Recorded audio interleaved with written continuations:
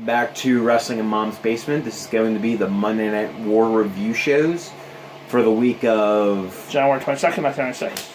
I have Chris and Patrick Young. This gentleman to my right is my co-host, Joe Venuto. Starting for his old Royal Rumble 1996 results. Free-for-all Duke Drosy defeat Hunter Helmsley to earn a number 30 spot in the Rumble. Ahmed Johnson defeated Jeff Jarrett via DQ. Soaking Guns defeated the Biodonas to retain the WWF Tag Team titles. Goldust defeated Razor Ramon to win the WWF Intercontinental Championship. And Shawn Michaels won the 1996 Royal Rumble, and Undertaker defeated Bret Hart via disqualification. Bret Hart retains the WWF Championship.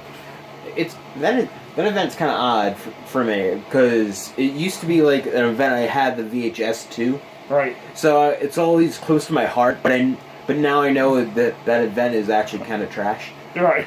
So it's a little weird. Like I think positively of it, but I know it's trash.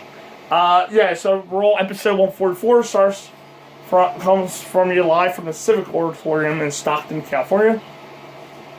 Live from Stockton, just one night from the Rumble. The WWF was so edgy now that they gave us a graphic nature disclaimer before the show.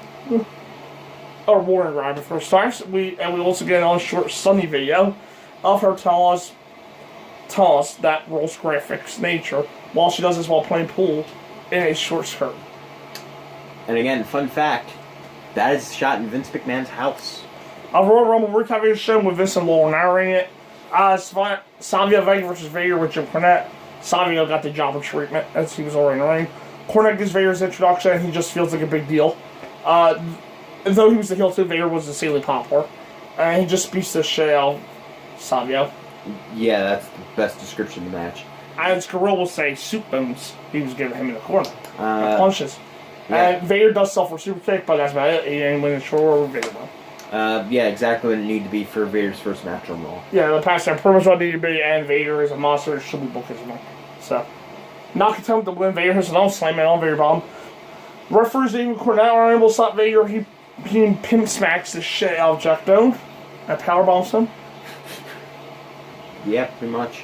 I'm just reading straight from the review. President Girl Masuko again, thanks to Kevin Pantoja. On for one man. President, not Kevin Gorilla. President Gorilla Masu. Kevin Gorilla. Masu comes in the ring and if Finley suspends Vader, no, that doesn't happen. So Vader shoves Cornette and gets in Gorilla's face. Gorilla ain't never scared. It gets right in Vader's face, shot him. Cornette continues to feel to calm down. Vader goes back at him, so Gorilla lays into him with chops, and then starts going down. Vader charges the Gorilla and splashes from behind the corner. He drives Gorilla to the corner, has a Vader bomb on the president. Shawn Michaels and Razor Ramon rush out to save Gorilla, and Vader has a little permission to yell at Vince before going away. And it was an amazing angle to solidify Vader as a legit monster. That's a great introduction to Vader. Just have him be vicious and almost inhuman. Yeah, and it was actually the first real instance, I believe, of an authority figure getting attacked. Yeah. Which will become almost a weekly basis in like 2 years. Yeah. After a break, Vader's manhandling Jim Cornette. He shouts at the camera that he's declaring war on every wrestler and employees of the WWF, including Vince. And then he punches a trash can. I do kind of have something against this man. If he's supposed to be suspended indefinitely and pretty much trying to cause all this chaos, I'm not sure exactly just a set-up interview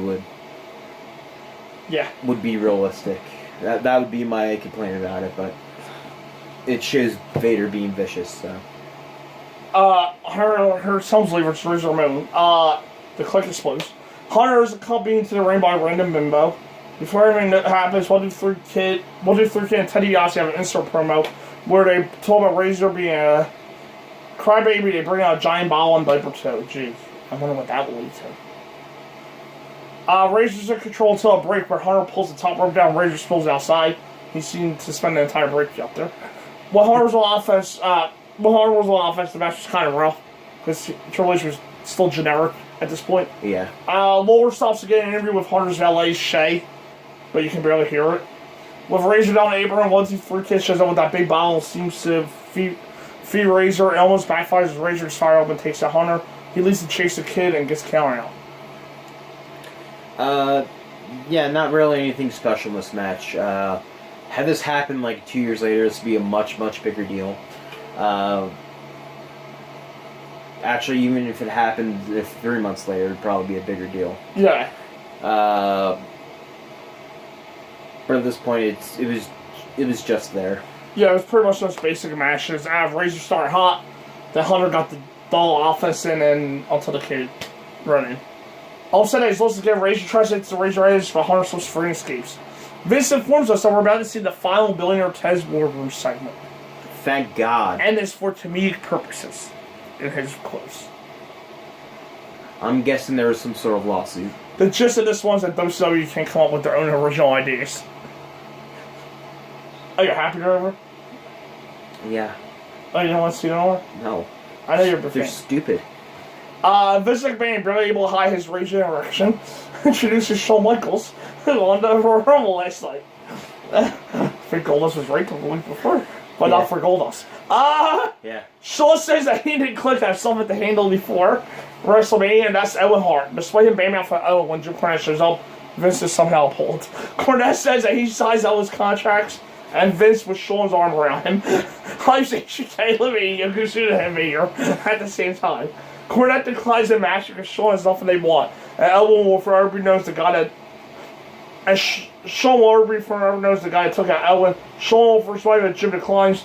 Shawn says that he'll do anything for a shot at Owen, giving Jim an idea. Jim wants to wrestle a title shot. Shawn steps and tosses Cornette or the topper. Next week is Super Monday, as they called it. Diesel takes on British Bulldog, and while Shawn Michaels goes 1-1 with Yokozuna. I guess it was Super Bowl Monday, you know. Super... Jamie versus... They're trying to make excuses for him. Well, that's two big matches. Yeah, it is.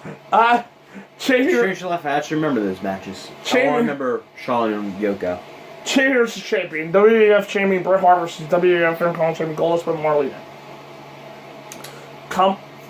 The commentary officially announces that the near 2-year rivalry between Bret Hart and Diesel will culminate in a steel cage match at the upcoming In Your House pay-per-view.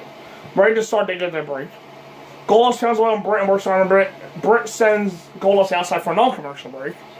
And he does it again when we return. Marlena tries to leave. Razor Ramon appears with Allen blows a right hand. He rolls Goldust inside somehow. None of that is a disqualification, mind you. And then there's a third commercial. And a 5-minute and 42-second match. Returning to the ring, burst in the midst of the 5 moves of doom and a sharpshooter apply, and that's all. Yeah, that was also Goldust's first loss after he just won the Intercontinental title the night before. The match itself, the action was okay, just kind of oddly structured with commercial breaks, and then the ending sort of doesn't really make much sense. What the hell happened here? Was there a reason for this to get cut into 3 commercial breaks? Also, strange to book your new unbeaten IC champion. Like I said, to lose one night to win the month. Heavily disappointed, but I don't really know what to say since it was cut off by so many breaks. Yeah. And then, to close the show, Vince McMahon interviews Bret about the match with Diesel. Bret says that he held it here, and he held his hand way high, too. With Diesel. So you had more than you could take. And it's ready for the match. He also addresses Undertaker and promises that he will get a rematch. I don't believe that ever happens. Face versus face again. No. Okay. Bret ends by saying that he's deadly in a cage. Nitro, episode 21, comes to you from Caesar's Palace in Las Vegas, Nevada. Well, I'll say this. In my opinion, Nitro's intro is greater than Roll's intro. Yeah. At the time. During the introduction from commentary, Conehead appears at cuts up promo. He introduces himself as the Mexican heavyweight champion and promises to beat Psychosis at Clash of the Champions. WCW World Heavyweight Championship match. Ric Flair with Jimmy Hart versus Randy Savage with a big group of women. Kind of odd to make this the opener, but all right, whatever. Savage comes out pimping, I guess, and including in the group of women that show up are a woman freshly returned from ECW, I believe. Deborah McMichael and Linda fucking Hogan. Speaking of Hogan, he comes out and shows up with some good luck as well as for the first title shot. Bischoff spoils the secret weapon of Savage and Hogan for the clash, as Miss Elizabeth. They also announced that the Road Warriors will reunite. Early on, Flair knocks Savage outside to do some basic stuff. He also first went to Real before a break. When the show comes out, Savage is laying to Flair. We get the classic Flair corner up on the outside too. They trade blows inside until Flair hits the shin breaker and the fourth time. Flair is called cheating, of course, as Savage is free. Arn Anderson shows up to brace knuckles, but here comes Hogan. The bell rings for no reason. And the match was still going. So, David, no say, someone needs to tell you the timekeeper. The finish. The timekeeper shouldn't rule the match. And it's Savage just the big elbow, and we got a new champion. Yeah, it was good. Obviously, there's been better things that they've done, but getting a nice surprise to start off with Macho winning the WCW World Title. It's a decent match here. Not their best one, clearly, but good though. It also, I believe, has a historic appeal. I believe this is the first ever world title change on either a Raw or a Nitro. Right. Well, obviously not Nitro. But yeah, I don't think there has been a world title change on Raw in this whole run yet. Okay, so yeah. Just the Intercontinental title. Right. Hulk Hogan celebrates the ring. Savage instantly gets on the mic and tells him not to embarrass himself. Hogan then win the belt he did. They go back and forth until Savage agrees to give him a shot and he wants to do it in Vegas. Brian Pillman versus Dean Malenko. I feel like Pillman's time to company's come up soon, I believe. Yeah, I think in a couple months. Malenko tries to clearly fairly, but Pillman escapes to the outside. Pillman gets cocky and jolts on Malenko when he gets in the driver's seat. Malenko comes out brainbuster and Pillman looks out cold. However, he comes out concealed to an DDT. And Pillman continues to play the taunt and play the confident role. He goes up top instead of the cover and calls the set. Malenko takes it down in an interesting fashion. We're into submission. While Pillman grabs the ropes, they find the apron and Malenko gets knocked down. His foot gets caught on the ropes and Pillman just pins him for the win. Yeah, I thought it was a very good match. The ending is kind of odd.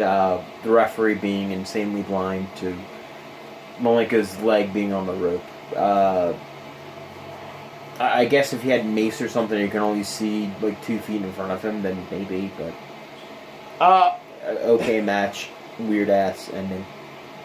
It was the match of the week, I thought. Yeah, it was. Oh. It was that, in fact. I thought it was going pretty well up until the finish. It was so abrupt and dumb. It had the potential to be really good, but it's asked to sell for over at best. WCW World Title Championship, Quantum Heat versus Lex Luger and Sting. Can Sting and Luger coexist? Enough to win gold. Ray and Luger stars, which is a terrible idea. Booker, Sting stay on the apron, while see Ray and Luger do the work. Way to start off the match hot. They do some other interesting stuff until Sting ends up as the guy taking the heat. That's smart, since he's a great sympathetic babyface, while Luger's best in a hot tag role. Lassa Lesko Sting chases to see Ray Woods down. He takes double flapjack and is then looking for the Stinger. They do the false hot tag spot. Ray Hart shows up. He hands Luger for an object and runs off. Hot tag Luger, who lays out Stevie with a roll of silver dollars, and we got new champions. The roll of silver dollars was because they're in Caesar's Palace. So we'll give them credit. Yeah, they're just adding a little fun. Coins. The match was fine, I guess. Nothing really interesting, and I guess another little nook into the what the hell is the Luger and Sting storyline. So, Bell is stuff from these two teams. I really basic stuff. The title change was cool, but this would actually add to the storyline because of the fact it came via the practice that Sting didn't know about. It actually adds to the storyline that's been going on since September for a change. Yeah. Of course, it leads nowhere. But at least this would get added to it. Sting Celebration was confused about the match and into quickly into the fact. And Hulk Hogan versus our main event, Hulk Hogan versus WCW United States Champion, one-man gang. Seriously, Hogan, he just has to go on last despite there being 2 major title changes. Terry must pose. Hogan, though, still everything one-man gang does. Seriously, I don't know why he's the U.S. champion. I don't know if anyone still cares about him. No, they don't. It really feels like Hogan's goal. No one's cared about him since Keem the African Dream. It really felt like Hogan's goal here was just to make OMG get as little in as possible. He does say body splash. Hogan hulks up to mixtures of cheers and boos, and you can tell that Hulkamania was dying. And you know what comes next? Big bootleg drop. That's a wrap. Yeah, Hogan must pose. Don't know why you had 2 title changes on your show, and not one of the main events. Not even the best match on the show main events. It's Hogan beating up one-man gang. I don't know why this is the main event. It was typical Hogan garbage for this period. The 4 Horsemen and the Dungeon Doom come out to attack Hogan. Randy Savage comes to his aid. It was hilarious to watch Savage and Hogan lay waste these guys like they were nothing. The Zodiac holds Johnny back while Pillman encourages him to go. Pillman being the crazy one kind of has a point. Right. I'm thinking too we get another Bruce Beefcake coming soon. In a little bit. No, not Disciple. No. Booty Man. You're right. Hogan and Savage cut a promo to end the show, hyping their secret weapons for Clash of the Champions. Terry Green, Miss Elizabeth. Hogan, if you tell everyone, it's a secret. Yeah. Raw. Not really secret weapons anymore. No wonder she turned that night. Dumbasses. Raw. Well, to their defense, the other side isn't necessarily that smart either. That's true. The craziest one actually had the best point. Throw the Giant in there and then send everybody. Raw, I'll give a 6. Give it a 5. I'm just judging by the first half of the show alone. We were in for a treat. Short of Vega really wasn't anything. Really, but the angle was awesome. Felt like something special. Yeah. Then the show kind of fell off a cliff. They did make some angles and something next pay-per-view, so kudos there, but the final 2 matches were severely lacking, considering who was in them. Nitro. Thing here is the wrestling on this show wasn't actually big. No. Oh, minus the last match. The wrestling on the show wasn't actually big. And it had the 3 best matches. Those 3 matches were actually better than all of Raw's matches. So this is the hard part. Here. But those endings to those matches, Jesus. Yeah, I know. And then the ending to the show was hilarious. Then that was bad. So